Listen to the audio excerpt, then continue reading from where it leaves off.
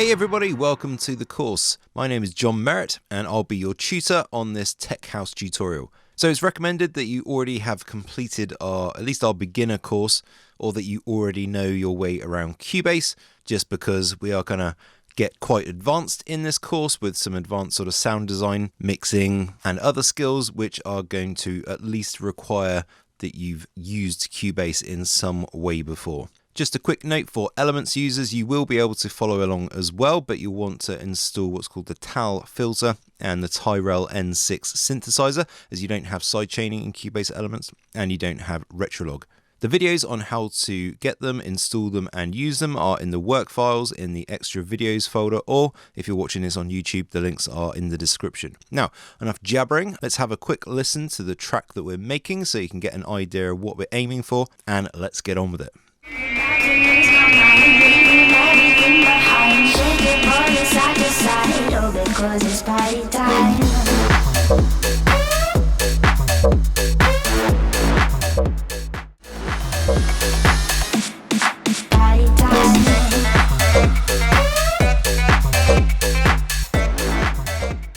Okay, so that's the track. Now, of course, with Tech House, there are so many different styles and directions you can go. There's cross genres and all that sort of stuff. Now, the aim of this course is to really give you all of the knowledge that you need to be able to go in pretty much any direction that you want. So we'll cover the fundamental skills in each area. So drums, synthesis, bass lines, leads, kind of. You don't really have leads in Tech House. So the equivalent, making funky sounds and stuff. And then working on fills quite a bit, obviously the arrangement and all that sort of stuff. And of course, then on top, all the mixing and everything that goes with it.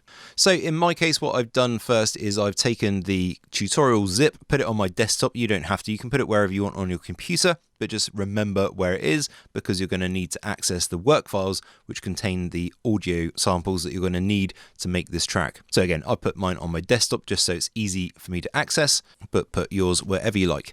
Okay, now let's open up Cubase. And we can pretty much ignore the Steinberg hub. We just want to create an empty project. Now we want to make sure prompt for project location is selected and then click create empty. It's then going to ask for the project folder. So I'm just going to navigate to my desktop and I'm going to make on my desktop a new folder.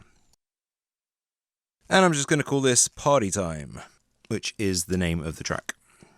Okay, hit enter just to select the folder. You don't actually have to go into it, but that's fine, whatever. If you go into it, it's automatically selected, Party Time, then click Select Folder, and we have our empty project. Now, very quickly, I'm just going to go and check our project settings. So go to Project Setup. Generally speaking, I work at 48K. If I'm going to work at 44, I just work at 48. It doesn't really matter. You don't have to work at 48. And I work at 24-bit. Again, not 100% necessary really for this type of track. You could work at 16-bit and be perfectly happy. But there we go. Those are the settings I'm choosing. So let's go OK. And you probably don't need to do this. You've probably already got Cubase set up. Just in case, Studio Setup. Under VST Audio System, just make sure you got your sound card driver selected. Or if you don't have a dedicated sound card, select generic low latency ASIO driver. Okay.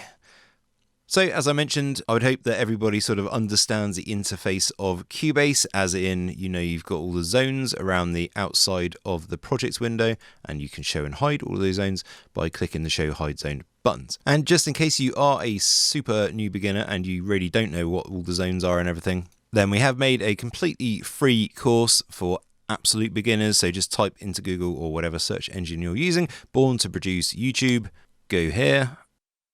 And then under our playlists, which will come up on the homepage, just go to this one here, Cubase AILE Elements Beginners, click View Full Playlist, and then all these red ones here are just a completely free Cubase tutorial on how to set up, how to make drums, how to add chords, how to record basically. Now in our right hand zone, I'm going to navigate to where the work files are. So I'm going to go to File Browser. Obviously, if you don't see the screen, click on the Home button. This is the home for the Media tab. Click File Browser, and then I'm going to find my desktop. And then I want to go into the BTP Cubase 105 Tech House tutorial. So this is where my work files are. You'll have to navigate to wherever it is you put them on your computer. So I'm just going to go to Audio. And you can see here, now I've clicked on audio and it's not showing me any files. This is a weird glitch in Cubase, which still hasn't been fixed. And it just means that even though I've got the folder selected, you can't see the files.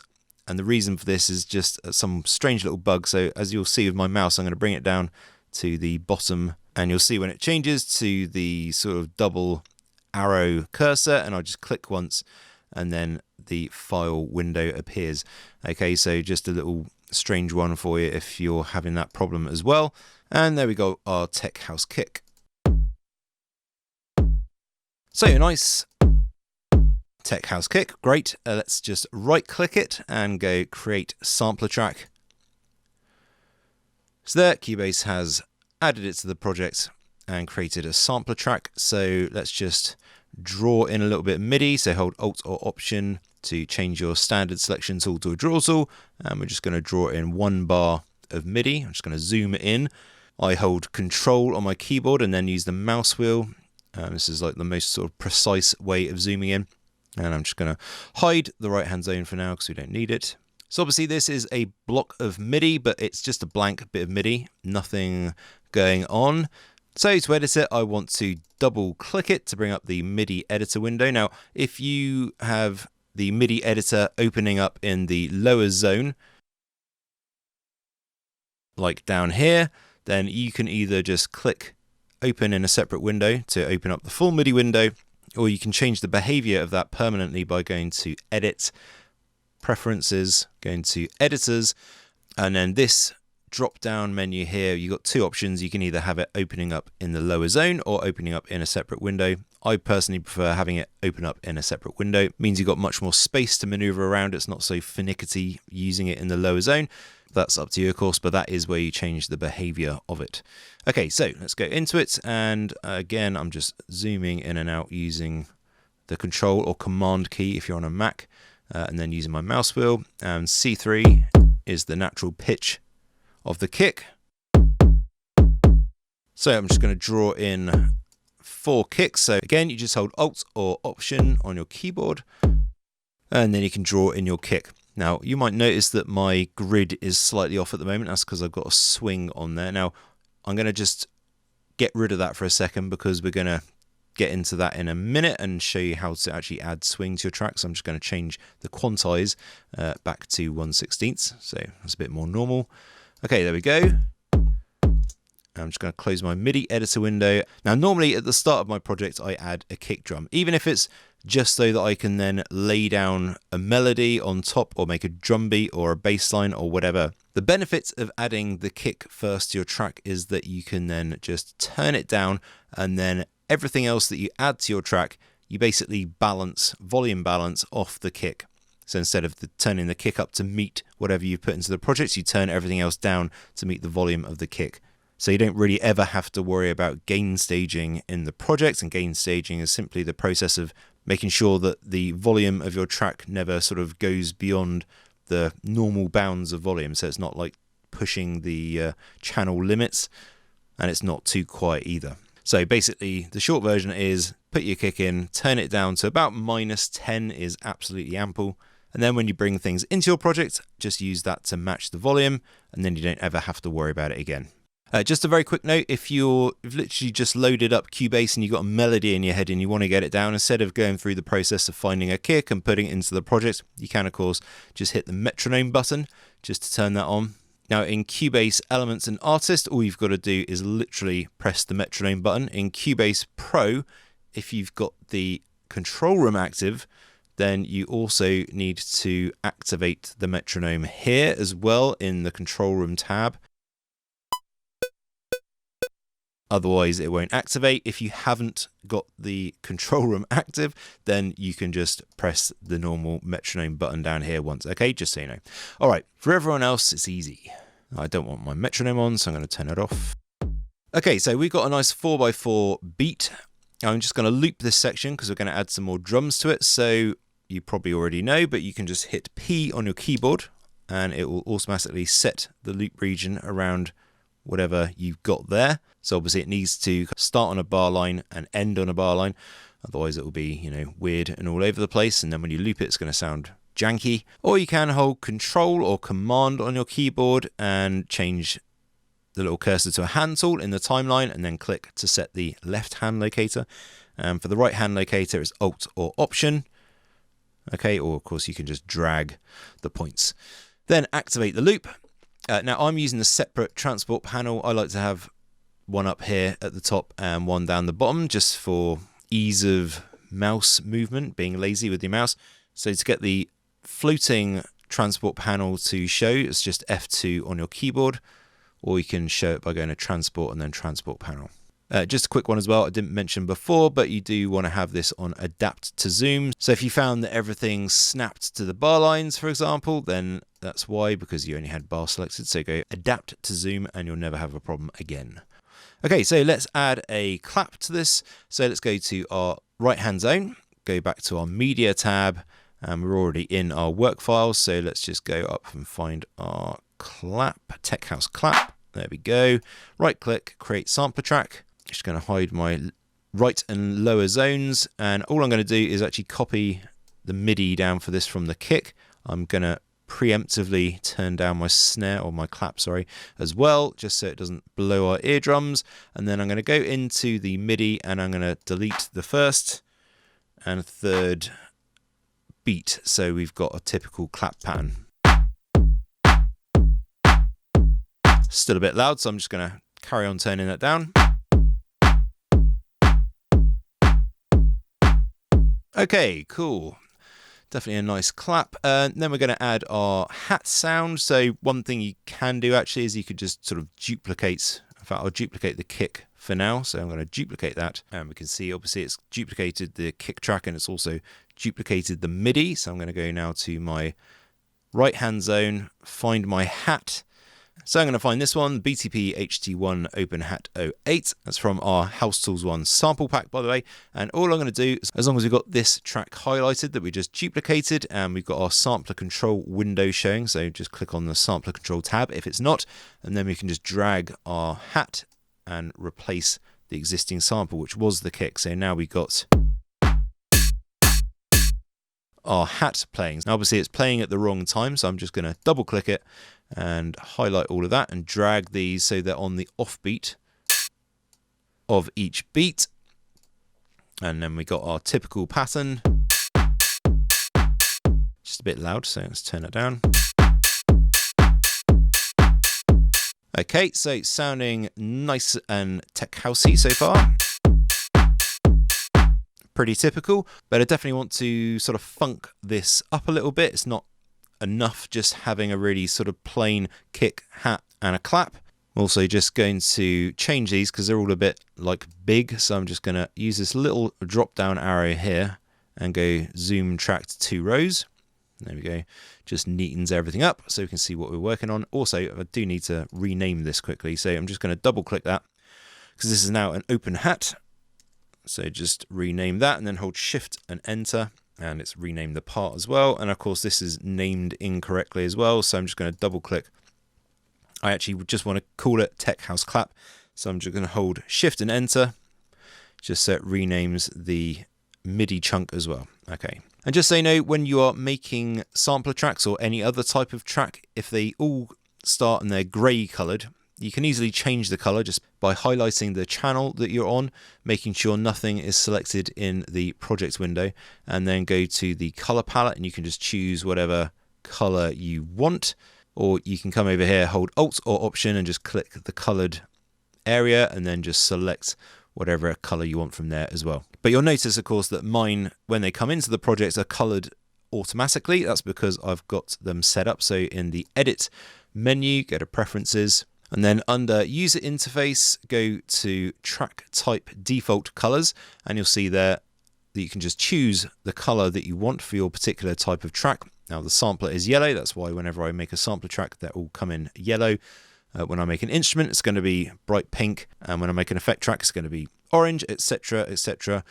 So you can just choose what sort of default colors you want there. Okay, so again, let's just duplicate our Tech House clap. And then in our work files, let's go and find BTP HT1 Open Hat 29, again from our House Tools 1 sample pack, and we're going to replace the sample in this sampler here.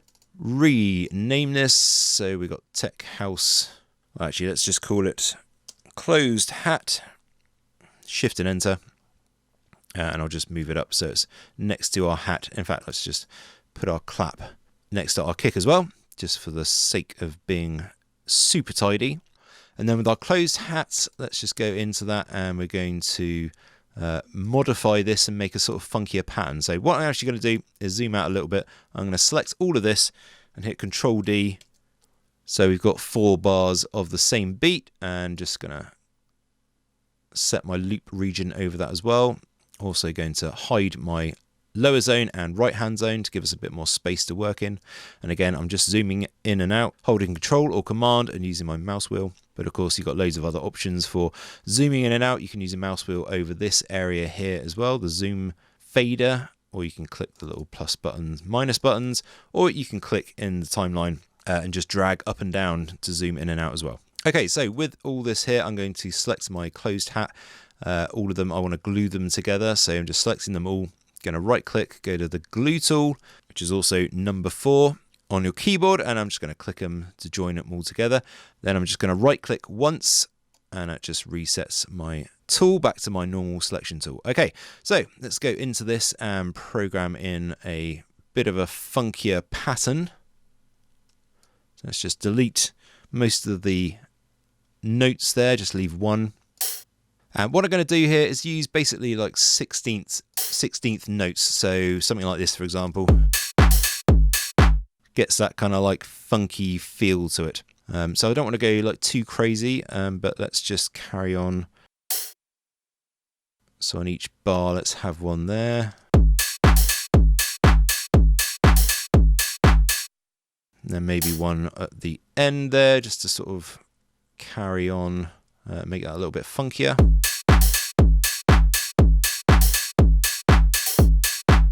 And then let's repeat this. So I'm just highlighting all of them and then copying it across. So I've got to remember where to copy it to. So I'm going to be copying it to that line there because we're starting on the second beat, partway through the second beat. So let's just hold Alt or Option to copy, and then just click and drag it.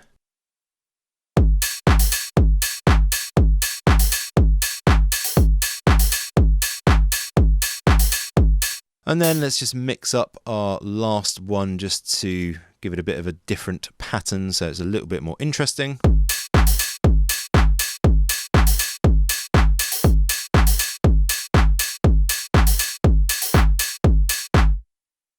So super basic. I don't like the pitch of this actually. Let's just try it a little bit higher.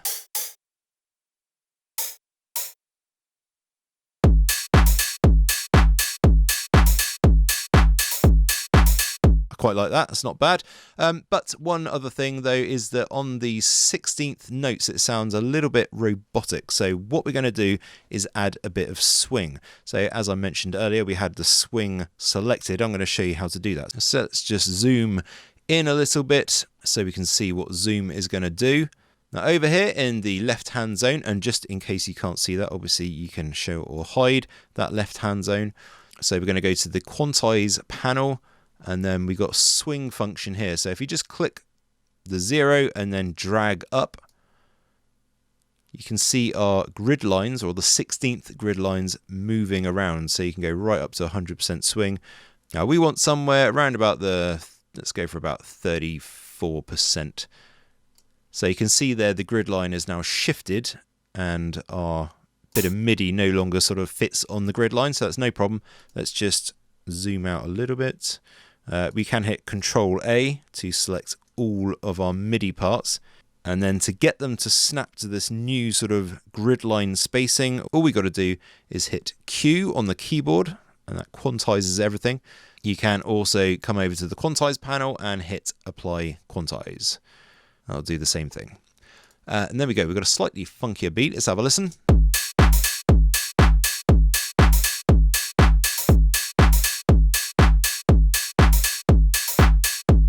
Okay, so sounding good. Obviously it needs sort of bits of reverb and all that sort of thing, but for a starting tech house beat, I'd say that's pretty much spot on. And of course we're going to be adding loads more drums to it in the next lesson, using some funky tricks in Groove Agent. Thank you very much for watching, guys and girls. I'll see you in the next one.